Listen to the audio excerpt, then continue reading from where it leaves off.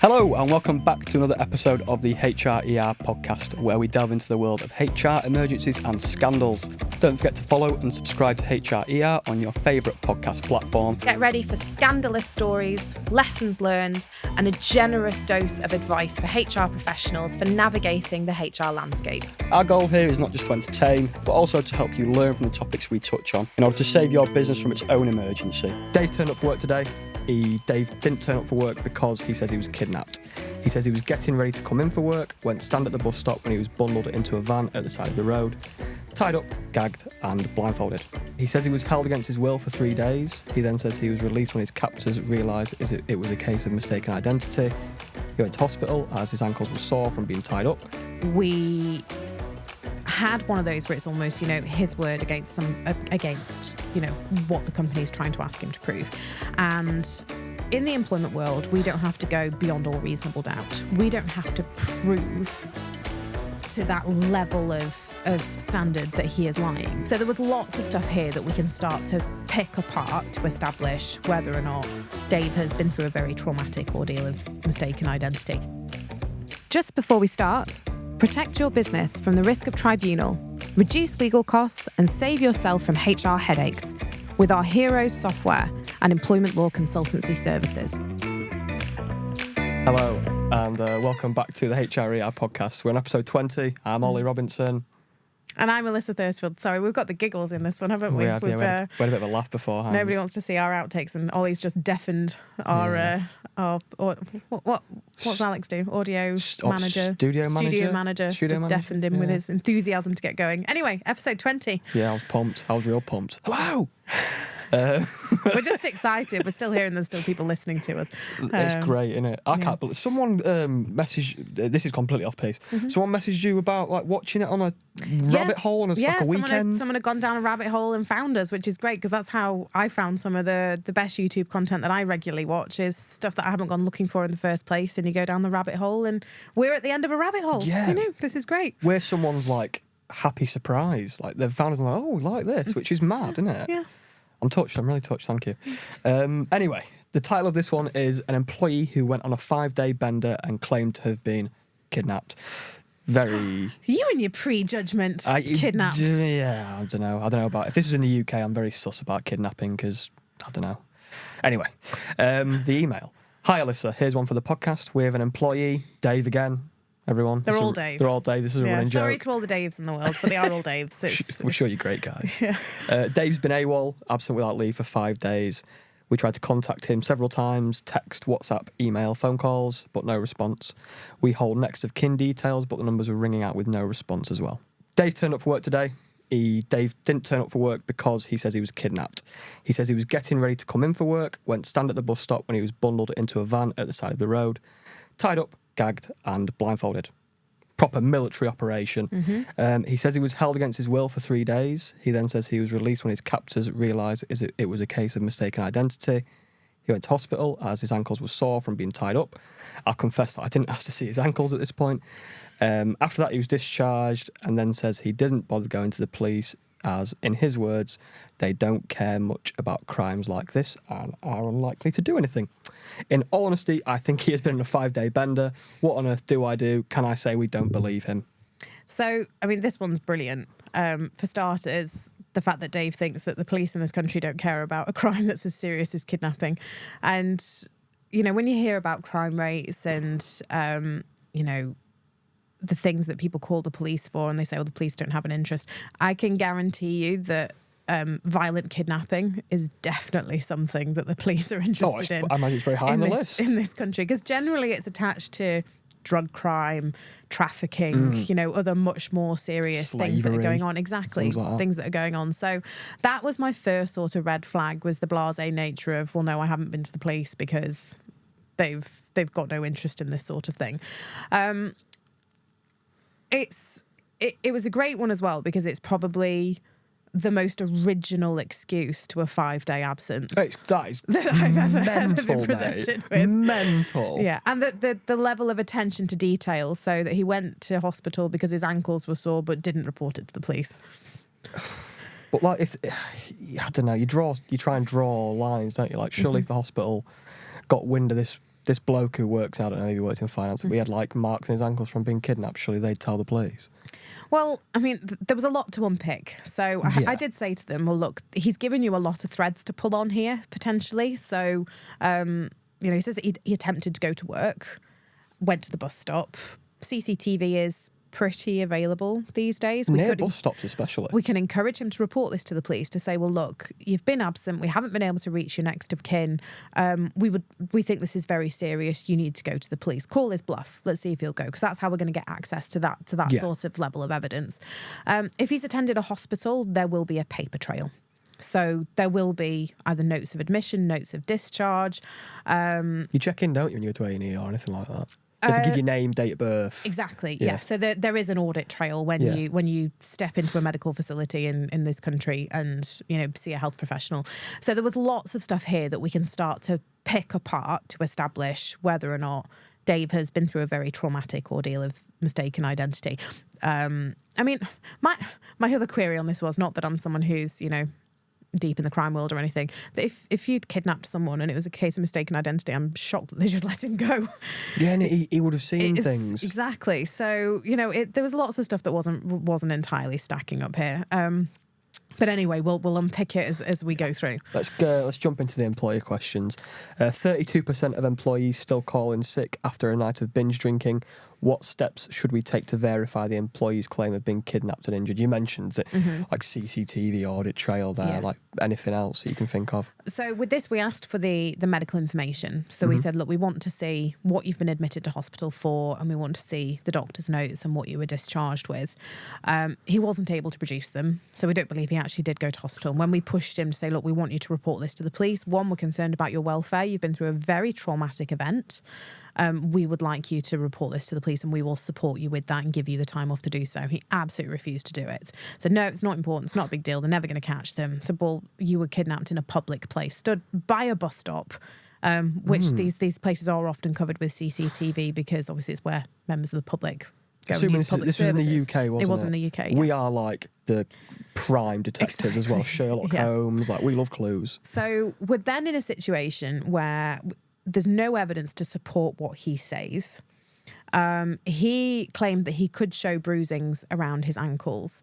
The nature of this business and one of the people that was dealing with him, and because of some of the volunteering work they do, they were very concerned when they saw the marks around his ankles that they were track marks. Track marks? So he'd been on a bender. Drug bender. Oh, like... Yeah. Oh, okay, right. So that actually the bruising that had been generated there, they did not believe it was consistent with someone who'd been shackled and tied. Yeah. Okay, right. Well. So in this situation, we had one of those where it's almost, his word against what the company is trying to ask him to prove. And in the employment world, we don't have to go beyond all reasonable doubt. We don't have to prove to that level of standard that he is lying. All we have to be able to show is that on balance, we either believe him or we don't, and our reasons for not believing him. So in this situation, he was invited to attend a meeting, said, look, you've made these claims, you've not been able to produce any medical evidence of an admission to hospital, you're not prepared to go and speak to the police about it despite us saying that we will support you with it, you've refused all offers of counselling, of support following, going through something very traumatic, and we don't actually believe the injuries that you've shown are consistent with what you say caused them. So rope marks and they're very different to look at, aren't they? It's like friction burns. Yeah, we're looking at friction burns, things, and they don't actually, we don't have to even get into the medical level of this. Just say, look, we don't believe it's consistent. And so, look, with the weight of that, actually, we think there's a case to answer where we're going to start disciplinary proceedings for dishonesty and failure to attend work. Breach of trust and all that stuff. Yeah, fair enough. Next question. What is an appropriate time frame to investigate such claims before allowing the employee to return to work? So he wanted to come back straight away, and we were saying, well, look, if you've been through something this traumatic, we want you to have some sort of support, potentially access to counselling. Most people would agree with that, wouldn't they? Exactly. You'd be like, oh, poor me, for lack of a better term. He said, no, life goes on. These things happen. It's like, well, no, they don't. These things don't just happen. No, they don't. No, we want you to seek some sort of professional support. So he was very adamant he wanted to come back to work. when he was unable to produce the documentation and the evidence that we asked him to produce, he was suspended at that point anyway. And in some ways, he hadn't really helped himself, because he'd continued to sort of spin his story around the workplace as well. So trying to get people on side, sort of thing. No, it was just it was more like attention seeking, I would say. Okay. It became very disruptive. So, he'd be in the workplace, there's lots of people sort of congregating around, and that sort of behaviour as well, sort of chit-chatting. He was obviously revelling in his story, which Playing again, possum. not entirely necessarily consistent with the trauma that he said he'd been through. So the suspension was one to enable us to conduct proper investigation. The fact that he had spun the story to a few people as well, there were some inconsistencies in some of the things he said, so it gave us that opportunity to talk to people without him being on the premises before we then moved on to disciplinary. Okay.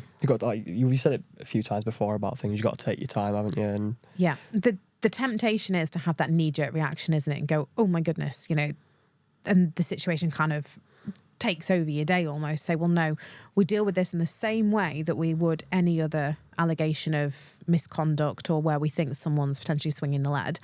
And just because it's, a big, exciting story doesn't mean that we need to then kind of get overwhelmed with it. We still take our time, take a step back, make sure that we take advice. It'd be very easy for you to just go, oh, you poor thing, wouldn't it? Like, oh, I can't believe this happened to you. It would. And my suggestion with things like this is always start from a place of assuming someone's being honest, which is why we made those offers of support, why we said, well, look, you've been through something very difficult. We want you to report this to the police. Mm-hmm. We want to support you with this. If we start on the foot where we immediately are telling someone that we assume that they're lying, it starts to chip away at that relationship between employer and employee. And if you're the employer and you get it wrong, you've potentially destroyed that employment relationship because you've assumed straight off the bat that they're lying. Mm-hmm. And you could be giving that employee grounds to claim constructive dismissal and say, you know what, you just don't even trust me. That I've come to you with something that was significant, has been really, really damaging for me, and you called me a liar. That's enough, I would say, to get to the heart of that employment relationship and potentially justify a resignation. Yeah, before you know it, you've got like 5 negative comments on Glassdoor and you can't get anyone through the door. Do you know what I mean? And it's something when I go out and do management training, where you've got people who are bumping heads a bit at work and not really getting on, and people take things the wrong way, is I'm telling managers that they need to be coaching their staff, is you always start from the assumption that someone means well. You should always start from the presumption that someone's trying to be positive and isn't meaning to offend. Mm-hmm. If we start from always thinking that someone's out to offend you, you're going to find that you're falling out with people all the time. So always start from a place of assuming people mean well and that they're being honest. And then if someone gives us a reason to perhaps doubt what they're saying because something's inconsistent, or perhaps actually because a story is just too big to be conceivably true, we still make those offers of support whilst we do our investigation, because what we don't want to do is get caught out by that 1 in a million situation where actually something is as bad as somebody has said. Yeah. You get caught with the old, what is it? Boy cried wolf. Yeah. That old adage. Next question, as an employer, 34% of bosses said they check up on their workers' social media to check they're not faking their illness. What level of workplace monitoring is permissible in this situation? So this is something employers love to do generally, and I would say most that do it probably don't admit that they do it. And a guilty sort of exactly, you're not supposed to stalk. It's one of the great headlines we put out onto LinkedIn, isn't it? It's how to legally stalk your employees, which is very tongue in cheek. It's and it's about kind of where the lines are for workplace monitoring, and it's really important that we don't overstep the mark. That if we are going looking for proof that somebody has done something that's either misconduct or that's showing an inconsistency in their story, that is all that we're collecting, that we're not trawling their social media and taking personal information that we've no business having or looking at, or just because we think it's a bit juicy. So if, say, for example, this situation where Dave has been kidnapped, so wouldn't be connected to social media in those 3 days. He's definitely not, when he's been tied up in a dark room until they realise that he's somebody else. It's probably got the wrong person. Oops. It's probably a reasonable step to take to have a look at his social media to see if there's been activity in that time. Because if he was online in them 3 days, you can be like... And it doesn't actually matter what he's doing. We wouldn't necessarily be wanting to screenshot pictures of him and his kids or whatever. No. a cropped image of his act of showing that he was online at that time or something like that would be innit? enough. Yeah, that's enough. If we start then collecting loads of information off his page, that's probably too much. So what I would say is the starting point, and it's always that, I always come back to it, and it's a really kind of dry, boring point, is what does your policy on this say? Does your policy say that in situations of disciplinary investigations that you will undertake workplace monitoring, and that could include looking at online activity? If that is out there in your handbook for employees to review, then you're starting from a relatively safe place, provided as the employer you don't overstep the bounds of that policy. Now, I have had employers in the past where you've got people who have claimed to be off sick, where they have engaged with private investigators to actually then follow them and monitor them to see what they're doing. Oh, I don't like that. So the situation was, and they've done this without consulting me first, where there's someone who was off on long-term sick. I believe it was something like arthritis or perhaps like a degenerative type thing. It was something pretty physically debilitating. Muscular wastage type condition. For their role, they said they were unable to get in and out of a vehicle. They were unable to walk for more than a couple of minutes, unable to lift anything heavy. Basically said they were confined to the house. If you tell me they caught them in the gym. They didn't catch them in the gym. However, they did catch them out shopping, laden with like Tesco bags full of like bottles of water and the heavy stuff, making flour, the one trip. Yeah. Getting into a car and assisted, loading the bags in, driving themselves home. Just don't get caught. So highly inconsistent with what they'd said they were off sick with.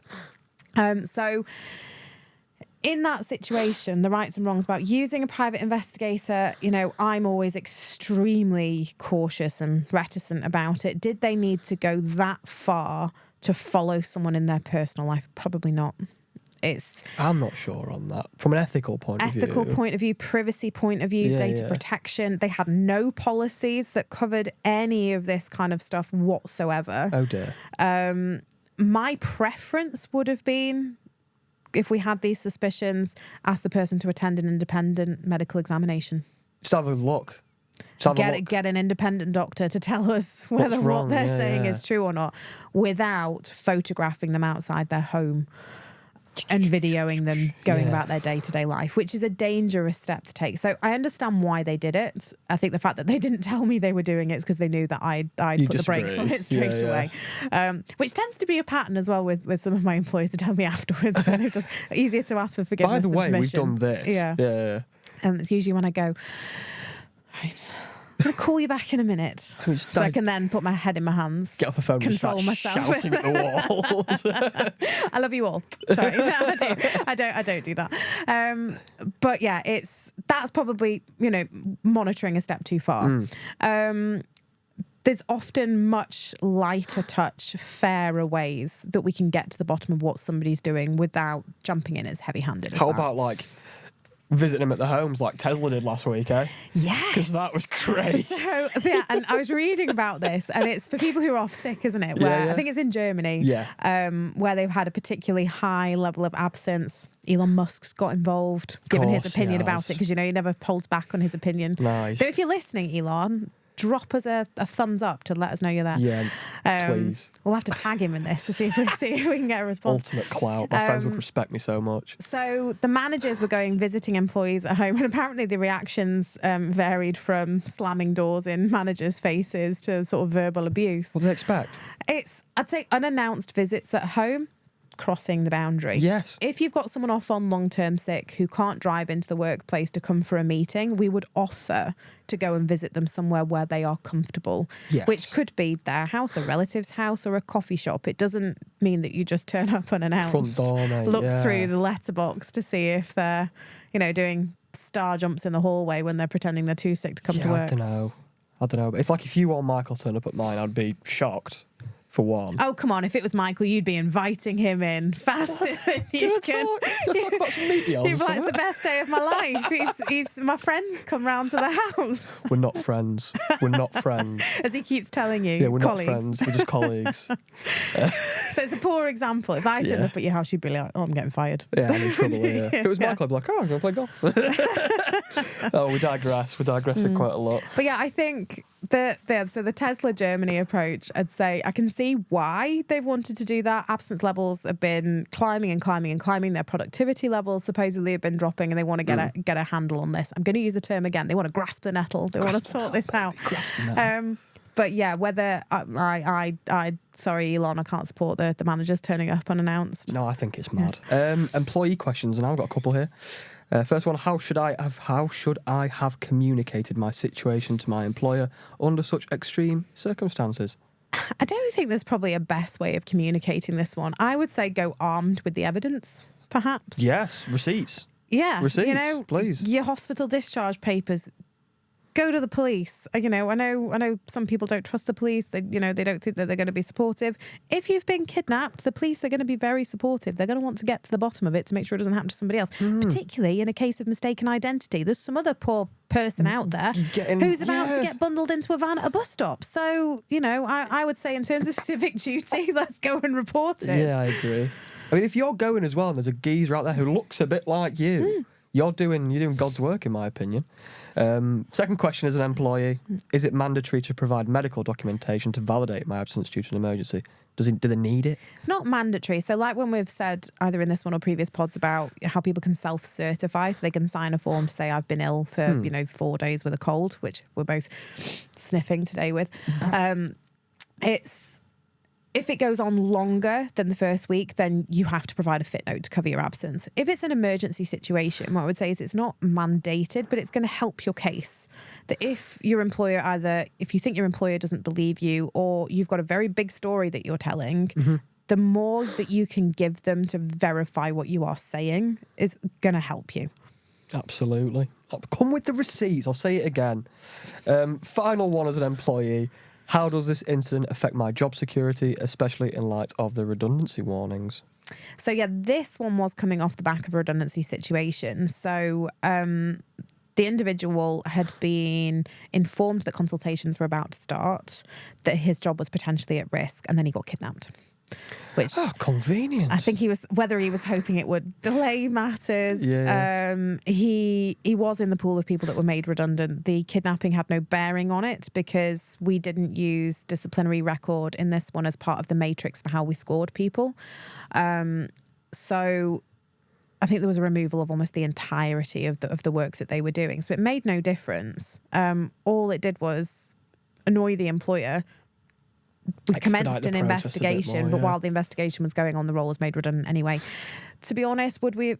Yeah, it's fundamental dishonesty. So, he didn't have a clean employment record either. This is probably something that could have ended up with him being dismissed, but it didn't help his cause in terms of redundancy. And you do see sometimes people in redundancy situations, you can see the desperation. They're trying to save their job, thinking, well, if I can delay things a bit longer, it's an extra week's pay before kind of the hammer comes down, so I can get out there and try and find something else.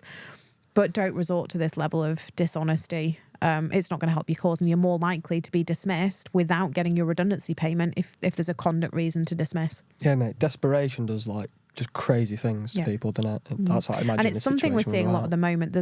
It's a hard world out there. I'm seeing an increase within our client base of redundancy consultations, of people really trying to get lean because they think there's difficult times ahead, but also because the employment law changes that are coming, they want to make sure that their workforce is stable with people that they know very well, and that the higher risk individuals are gone, essentially. So I am seeing more probations being terminated. I am seeing more disciplinary and proactive absence management going on, but also, and it's a real shame, redundancy and collective consultation on redundancy going on.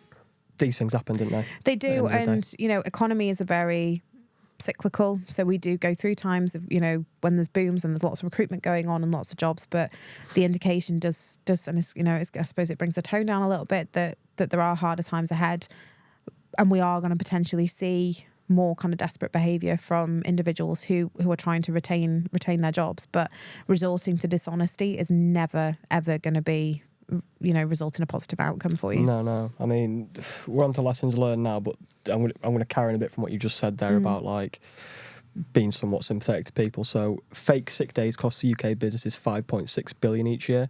It's the questions about what emergency measures HR can take to prevent their employees going AWOL.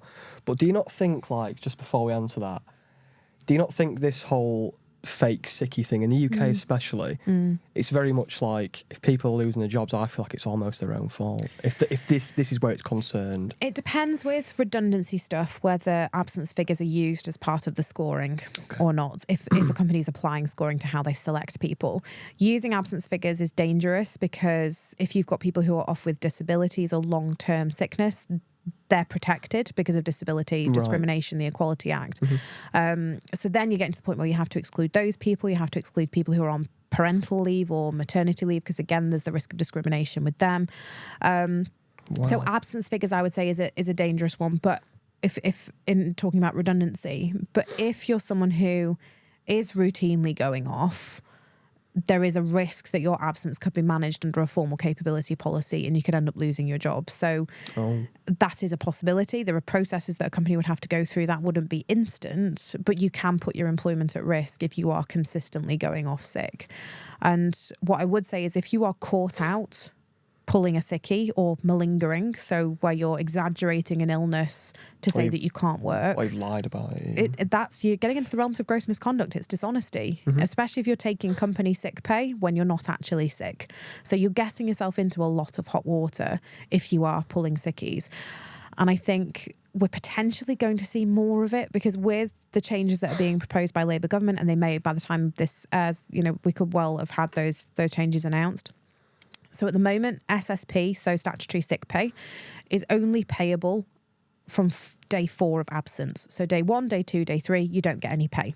Day 4 is when SSP starts. Right. The proposals are that sick pay will actually be payable from day 1.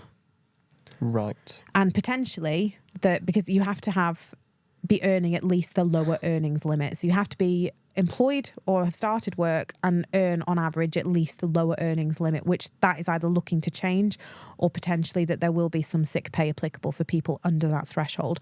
So what this means is, in summary, that employers are going to be paying out more. Sick pay is going to be due immediately rather than from day 4, and potentially the lower earnings people are also going to be eligible for some sort of sick pay. So at the moment, if you go out on a bender over the weekend and you've still got your hangover on Monday, you ain't getting paid. You ain't getting paid. No. Under the new rules, you will. You get paid. So people are more likely potentially to go, well, I'm not going to call in sick because financially it's okay. SSP is not very much, but it's something. It'll keep me. And particularly for the lower earners, where there's not that much of a difference between the SSP and what they're earning. They may as well take it off. They may as well. So I can see why Labour government believes that there's a need for the change because, people not being paid when they're off sick, I can see why ethically that they would want to be supporting people. But at the same time, there has to be an acknowledgement that people do play the system. People do. I know that we'll get trolled for saying it, but people do pull sickies. It happens, and it happens all the time. And what we're going to 100%. see is employers now having to pay for it. It's, in my opinion, it's about time, maybe. Well, these stats have been rampant. I think it's a reaction in it to this. We're going to cover it. We've covered it in another podcast, but it's a reaction to like the whole mental health thing. Like I can't work today because I've got this. Yeah. And don't get me wrong, people have mental health problems, absolutely fine. But there's that a lot of people needs to be take tackled through the advantage of it. healthcare system, not through. It's not through Which employers. the Tories did a very good. Oh, can't get onto political things. No. Closing thoughts, Tear everyone. the system down. Start again. Fresh start for everything. But I don't think they're going to be able to solve all of the problems with productivity and mental health related absences through the employers. There is a wider social and cultural issue that extends beyond the workplace. And believe it or not, me and Alyssa can't begin to answer that because it's much more complex than me and you can even. That's why I didn't go into politics. I've got all the questions and I know how to criticise. I'm going to the answers. Cool. Closing thoughts, key themes. What happened with this Dave? Dave was made redundant, and the redundancy took effect before we managed to get to disciplinary. He didn't have very long service anyway, so he wasn't eligible for redundancy payment, so he wasn't forfeiting anything in this case. But yeah, he doesn't work there anymore. I feel like we get to the end of these and he's like, Dave was sacked. Like, just for all of these, the end result generally is that they lose their jobs. Like I say, I'm involved, so it'd be pretty boring if they were all right. They'd be boring story. You know what? He was fully rehabilitated and everyone was friends and it was a happy ending. No, it's employment. We're here to remove the bad eggs. That's what we do. We're here to. No one would watch either if it was like good happy stuff, would they? No, we don't watch that stuff like that. But yeah, that's good time. Good time. Episode 20 done. Which means the next number one, 21 next. Yeah, you'll hear about what that means on the next one. But anything you want to add before we? No, I think just thank you again for the continual good feedback. It's great to see that people are still listening to us. I know we joked about it in the early doors, our handful of listeners, but we seem to have a consistent sort of listener base, which is great. As always, if you want us to cover any of your stories, please don't hesitate to reach out on the website or on our socials at HRoes. And thank you, Ollie, for another great episode. Cheers, like, comment, subscribe. Until next time, we're your hosts signing off from HRER. Take care of your HR and may your workplace be disaster-free. Before we go, a big thank you to you for tuning in, and don't forget to subscribe. If you have your own ER stories or suggestions for future episodes, reach out to us at HRoes or on social media, or even HRER@HRoes.co.uk. As we navigate the maze of workplace blunders, remember that no organisation is perfect, but by sharing these stories, we can all work towards creating healthier, happier and more productive workplaces.